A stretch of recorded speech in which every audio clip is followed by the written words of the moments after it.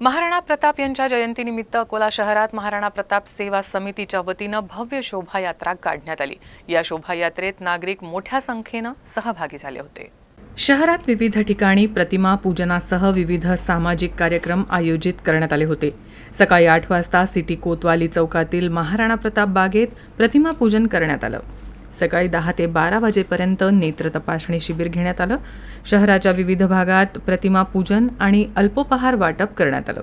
संध्याकाळी 6 वाजता महाराणा प्रताप बागेतून शोभायात्रा काढण्यात आली।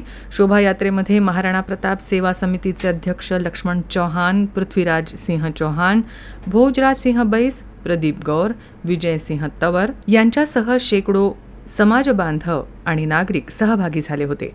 महाराणा प्रताप यांच्या जयंतीनिमित्त आयोजित शोभायात्रेत राजपूत समाजातील महिला भगिनी राजस्थानी पारंपरिक वेशभूषा करून सहभागी झाल्या होत्या। त्यांच्या या वेशभूषेमुळे जणू राजस्थान अकोल्यात अवतरल्याचा भास होत होता।